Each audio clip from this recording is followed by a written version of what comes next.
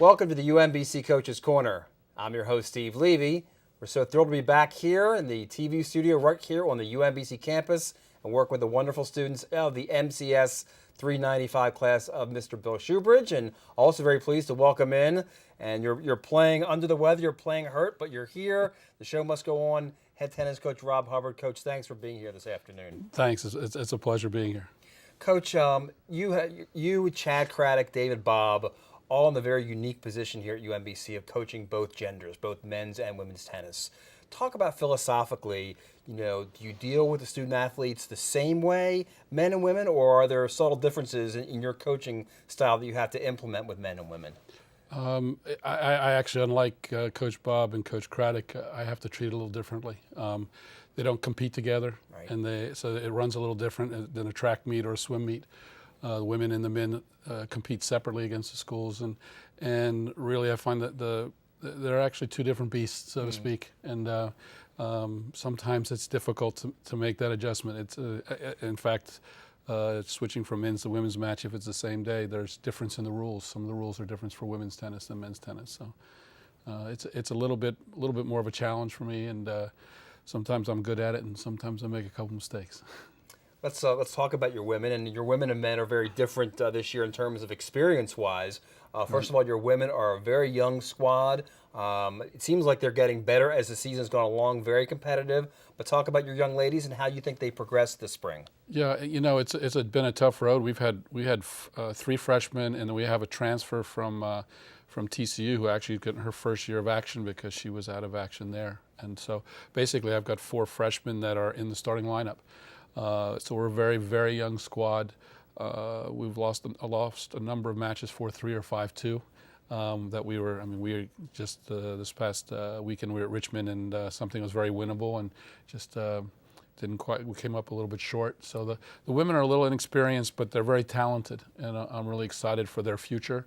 We're a little dinged up also. More injuries on the women's side right now this year than on the men's, but the women are a little, they're young. We're very young. We also have a sophomore in the starting lineup, so that it's a young squad, but with a lot of talent, and I really like the core of this group. So, conversely, your men are a very experienced team. A lot of juniors, and those juniors really have been playing competitively here at UMBC as freshmen. They've been in the starting lineup, it seemed like, since they've stepped foot on campus. Right. The men have had a number of outstanding wins this year at William & Mary, at VCU. Talk about the men's team this year, and the men compete in the Missouri Valley Conference, so it's a bit of also a difference there as well. Talk about how the gentlemen have done so far. Yeah, they're doing quite well. A little hiccup this past weekend, but we've had first time ever win over William & Mary, who's always been rated way ahead of us in the regional rankings, and then a big upset of nationally ranked VCU. I think they're sitting in the 73 spot or something. But again, first time win for our program. Huge wins, a lot of experience in the lineup. 1 through 5 are juniors, and number 6 is a senior. We added a transfer in this year who's actually playing in the 1 spot, who's made us quite strong, being able to push the starting lineup we had from last year, which did quite well, pushing everybody down a spot. So a lot of experience, some great wins already, and we'll sort of see. We're this year switching. I wish we were still in America East. It would be really interesting on that conference championship, but we have a real tough road ahead of us with Drake and Wichita State in our new conference, and those two are pretty high up in the national rankings. So we got a lot of preparation to do. Coach, I tell everyone, all sports fans that I come in contact with, college tennis is just it's actually amazing to see. It's a great spectator sport.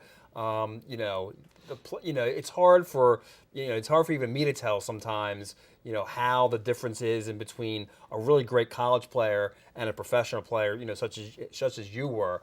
You talk about how subtle the difference may be between a Justin Carter, a Jan Kononov, a Melker Svard, and men that are able to play professionally. It seems like there's a pretty narrow line there.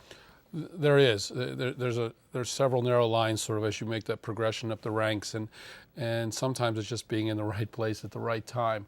But certainly with our first 3 right now, Jan Kononov already has several world ranking points on the Pro Tour as an amateur. Melker Svard and Justin Carter also just as capable. It comes down to commitment, basically commitment. It's talent-wise, these guys are unbelievably talented that we have the whole team, but those first three guys, I sort of feel like I have co-ones. Someone said, who's going to play one? And I went, you pick. So these guys have the ability to move on to that next level.